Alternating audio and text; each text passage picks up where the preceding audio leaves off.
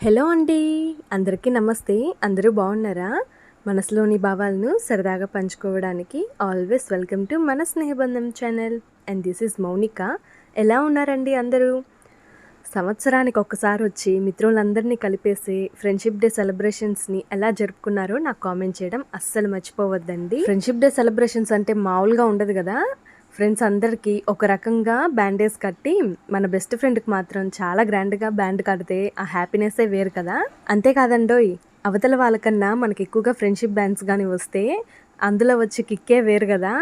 Birthday అప్పుడు gifts వచ్చేది ఒక రకం అంటే, ఈ ఫ్రెండ్షిప్ డేకి ఫ్రెండ్షిప్ బ్యాండ్స్ వచ్చేది ఇంకో రకం అన్నమాట.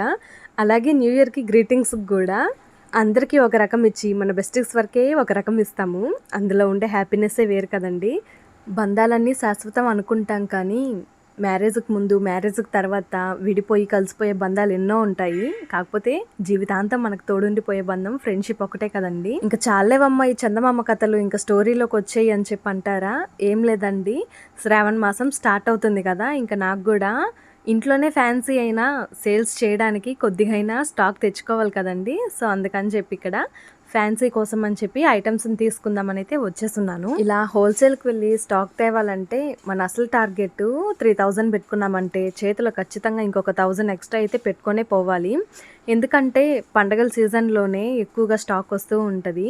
మనం వద్దు వద్దు అనుకున్న ఏమోలే మళ్ళీ సేల్ అయితే మనకే కదా మంచిది అన్నట్టుగా వేసుకొని వచ్చేస్తూ ఉంటాము. ఈ మధ్యన స్టాక్ తేడం అయితే చాలా తగ్గించేసానండి. ఎందుకంటే మామూలుగా ఫ్యాన్సీని ఒక రూమ్లో అయితే పెట్టుకోను నేను. ఆ రూమ్ని ఖాళీ చేసేసి ఇంట్లోనే పెట్టుకున్న తర్వాత నాకు సేల్స్ తగ్గాయి. అంటే ఇంట్లో పెట్టుకున్నాం కదా, అంటే ఎత్తేసారేమో, ఫ్యాన్సీ లేదేమో, షాప్ని తీసేసారేమో అన్నట్టుగా అనుకొని రావడం కూడా తగ్గాయి అనమాట. సరేలే, వచ్చే వాళ్ళైనా వస్తున్నారు, వాళ్ళ కోసమైనా తెచ్చి పెడితే అలా అలా స్ప్రెడ్ అయ్యి కొరవ వాళ్ళు కూడా వస్తారు కదా అని అనుకుంటే, ఇలా మనం తెచ్చుకోవడం వల్ల మనకేదో ఆదాయం ఉండిపోయి మనం ఏదో మిగలబెట్టేస్తున్నాం అని అనుకొని మనల్ని చూసి ఇన్స్పిరేషన్ తెచ్చుకొని మిగతా వాళ్ళు కూడా ఇలా ఫ్యాన్సీని అయితే స్టార్ట్ చేసేసుకుంటున్నారు. స్టార్ట్ చేస్తే చేశారు కానీ ఇందులో ₹1 ఆదాయం అయితే తక్కువే ఉంటుందండి. ఎందుకంటే ఇప్పుడు ఇలా బ్యాంగిల్స్ అంటారా, వాటిల్లో ఒక 40% వరకును వాటిలో డ్యామేజ్ పీసే వచ్చేస్తుంది. మనకి ఉన్న 60% మీద ₹1 పెట్టుకొని సేల్ చేసుకోవాలని ఉంటుంది కదా. కాకపోతే కొత్తగా పెట్టేవాళ్ళు ఏంటంటే, ఇప్పుడు కస్టమర్స్ అంతా వాళ్ళ కాడికే వెళ్తున్నారు, మన కాడికి రావాలంటే మనం ₹1 తగ్గించి అమ్మాలి అన్న ఆలోచనతో ₹1 తగ్గించి సేల్ చేయడం వల్ల నాకు కస్టమర్స్ తగ్గిపోతున్నారు. కాకపోతే వాళ్ళకి లేటుగా తెలుస్తుంది అనమాట దాంట్లో ఎంత లాస్ ఉంది అని. సో అందుకని చెప్పి స్టాక్ తేవడం కూడా చాలా తగ్గించేసానండి. ఏదో కొంచెం తెచ్చుకుంటున్నాను, అయిపోయిందంటే మళ్ళీ తెచ్చుకుంటున్నాను. ఏమంత అవసరం ఏముంది అని చెప్పి అనుకుంటారా? మన ₹1000 ఆదాయం లేదంటే మన మాట పైకి రాదన్నమాట. అలా అని చెప్పి డబ్బిస్తేనే విలువిస్తారా అంటే మనం ఖాళీగా అస్సలు ఉండొద్దు. ఎందుకంటే ఖాళీగా ఉంటే నెగిటివ్ థాట్స్ అన్నీ మైండ్లోకి వచ్చి ఏదో బయట వాళ్ళ మీద ఉన్న ప్రతాపం అంతా ఇంట్లో వాళ్ళ మీద చూపించేసి అబ్బో అది పెద్ద రచ్చ అయిపోద్ది. నేను ఇంతకుముందు కలర్స్ గురించి ఒక వీడియో చేసినప్పుడు కూడా మీకు ఆ వీడియోలో కూడా ఒక మాట చెప్పుంటాను, empty mind is a devil's workshop అని. ఖాళీగా ఉంటే నెగిటివ్ థాట్స్ అన్నీ మైండ్లో మెదులుతూ ఉంటాయి, ఎప్పుడెప్పుడువన్నీ లాగుతూ ఉంటాయి అన్నమాట. కాకపోతే ఇలాంటిది ఒక బిజినెస్ స్టార్ట్ చేయాలి అన్న థాట్ వచ్చినప్పుడు మనకి ఫ్యామిలీ సపోర్ట్ 100% ఉండాలండి. ఎందుకంటే కరెక్ట్గా మనం ఏదైనా ఒక ఇంపార్టెంట్ వర్క్లో ఉన్నప్పుడు, లేకపోతే ఏదైనా అవసరం ఎక్కడికైనా వెళ్ళాలి అన్నప్పుడే మన కస్టమర్స్ వస్తూ ఉంటారు. మెయిన్గా అయితే ఇప్పుడైతే నేను ఇంట్లో పెట్టుకున్నాను కానీ ఫ్యాన్సీగా ఒక రూమ్లో పెట్టుకున్నప్పుడైతే మనం భోజనానికి వెళ్ళినప్పుడే మన కస్టమర్స్ వస్తారు. నాకు ఇంటికి రూమ్కి పెద్ద తేడా ఉండేది లేదండి, కొంచెం దగ్గరలోనే ఉండేది. ఖచ్చితంగా వెళ్ళి ఇవ్వాల్సి వచ్చేది. ఇంకా ఇంటికాడ పెట్టుకుంటే ఇలాంటి సమస్యలు ఖచ్చితంగా ఎదురవుతాయి. రెండోది ఏంటంటే రిటర్న్స్ వస్తాయి ఎక్కువగా. మనం స్టార్టింగే చెప్పేయాలి మేము రిటర్న్ తీసుకోము అని చెప్పి, లేదంటే తీసుకెళ్ళిన ప్రతి వస్తువు రిటర్న్కే వస్తుంటుంది. ఇవన్నీ ఒక ఎత్తు అంటే, ఇప్పుడు ఇక్కడ నేను షాప్ చూపిస్తున్నాను కదండి, ఇక్కడ సైజులు ఎంత తేడా వస్తాయి అంటే అసలు మనం ఊహించలేమన్నమాట. 26 అన్నామంటే 28 వస్తుంది, 24 అన్నామంటే 22 వస్తుంది. ఇట్లాగా చాలా తేడా వచ్చేస్తాయి సైజులు. ఇవన్నీ మనం చూసుకొని తెచ్చుకోవాలి. వాళ్ళేమో చెప్తారు ఇదేనమ్మా సైజు 24 అంటే దాని మీద మనకి మెన్షన్ చేస్తుంటారు 24, 26 అని చెప్పి. వాటిని చూసేమో వాళ్ళు ఇచ్చేస్తారు, వాళ్ళ తప్పు కూడా ఉండదు. కాకపోతే వాటిలో చాలా సైజెస్ అయితే మనకి డిఫరెంట్గా వచ్చేస్తాయి. మెయిన్ ఇంపార్టెంట్ థింగ్ ఏంటంటే మనకు సైజెస్ డిఫరెంట్గా వచ్చినప్పుడు ఎక్స్చేంజ్ అనేది అస్సలు చేసుకోరండి వాళ్ళు ఖచ్చితంగా చెప్పేస్తారు, మేము ఎక్స్చేంజ్ అస్సలు చేసుకోము, మాకు రిటర్న్ తేవద్దు అని చెప్పి. అందుకని 1కి 2 సార్లు చూసుకొని తీసుకోవాలి. ఆ హోల్‌సేల్‌కెళ్ళినప్పుడే నాకు ఇంట్లోకి ఏమైనా వస్తువులు కావాలన్నా అన్నీ గూడా అక్కడే వేసుకొని వచ్చేస్తానండి. ఎందుకంటే మనకు హోల్‌సేల్‌కి రీటైల్‌గా కొనడానికి కనీసం ఒక వస్తువు మీద రూ. 10 గానీ, రూ. 15 గానీ తేడా ఉంటది. ఇక్కడేమో థ్రెడ్స్‌ని గూడా తీసుకొచ్చేసాను.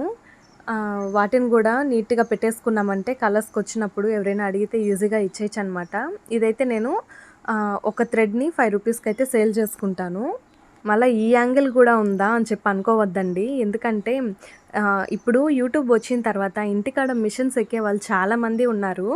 ఈ మిషన్ కుట్టడం వల్ల ఏందంటే థ్రెడ్స్‌కి పోవాలంటే బజార్‌కి వెళ్ళాల్సొస్తది. సో, అందుకని చెప్పి ఇంటి పక్కనే ఉంటే మనకి ఈజీగా వస్తా ఉంటారు కదా! ఇట్లాగ ఆలోచించి ఒక్కొక్క బిజినెస్‌ని స్టార్ట్ చేసుకున్నామంటే మనకి కొంచెం ఇబ్బందులనేటివి తగ్గుతాయన్నమాట.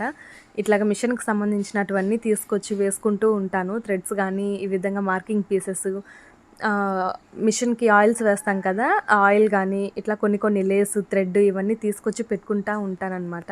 అయిపోయినప్పుడు తీసుకొచ్చి మళ్ళీ కొత్త స్టాక్ వేసుకుంటాను. అంతేగాని ఉందంటే మళ్ళీ మాత్రం కొనడానికి ప్రయత్నించనండి. ఎందుకంటే మనము ఓల్డ్ స్టాక్ ఉండంగానే కొత్త స్టాక్ వేసామంటే అది ఓల్డ్‌దని చెప్పి పక్కన పెట్టేసి కొత్తది ముందు సేల్ అయిపోతది. సో, అందుకే అయిపోయిన తర్వాతే తీసుకొస్తాను మాక్సిమము. ఇంకొక మెయిన్ ఇంపార్టెంట్ థింగ్ ఏంటంటే అండి, నేను ఇంట్లోనే పెట్టుకున్న నాకు ఇంటికి ముందరే రోడ్డు ఉంటది కాబట్టి వెహికల్స్ అవి ఎక్కువగా పోవడం వల్ల దుమ్మనేది ఎక్కువగా పట్టేస్తుంది. మనం తెచ్చిన ఒక 1 వీక్ అంతా ఇది ఓల్డ్ స్టాక్ లాగా దుమ్ము పడిపోతుంది. అందుకని చెప్పి అయిపోయిన తర్వాతే తేడానికి ట్రై చేస్తాను మాక్సిమము. సో, ఇదేంటంటే మామూలుగా నేను సండే ఈవినింగ్ వెళ్ళాననమాట హోల్‌సేల్‌కి. రెగ్యులర్‌గా అయితే నెల్లూరుకే ఎక్కువగా వెళ్తుంటానండి. ఈ ఐటెమ్స్ కోసము. ఎప్పుడైనా అంటే అర్జెంట్‌గా, ఎమర్జెన్సీగా కావాలి అన్నప్పుడు గూడూరుకి వెళ్లి తీసుకొస్తాను. సండే ఈవినింగ్ అయితే గూడూరుకి వెళ్లి అయన్నీ తీసుకొచ్చాను. ఇంకిది ఇవాళ మార్నింగ్ వ్లాగ్ అనమాట. ఉదయాన్నే లేసి ముగ్గు పెట్టుకోవడం అయితే చూపిస్తున్నాను. నేను కూడా షార్ట్స్‌లో ముగ్గుల్ని పెట్టి ఒక 2 డేస్ పైనే అయిపోతుందనుకుంటున్నానండి. అంటే ఒక 2 డేస్ నుంచి ముగ్గులనైతే నేను షేర్ చేయలేదనే అనుకుంటున్నాను. ఇంకేమో ఇక్కడ చాలా ఫాస్ట్‌గా అయితే ముగ్గుని కంప్లీట్ చేసుకుంటున్నాను. ఎందుకంటే ఒక చిన్న పనైతే ఉందండి. అదే ఈ పని.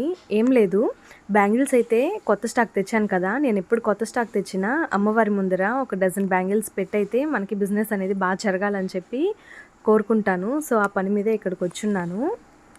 ఎలాంటి విషయంలో అయినా మనం ఎంత బెస్ట్ అనుకున్నా కూడా దేవుడి అనుగ్రహం లేనిదే మనం సక్సెస్ అనేది కొట్టలేమన్నమాట.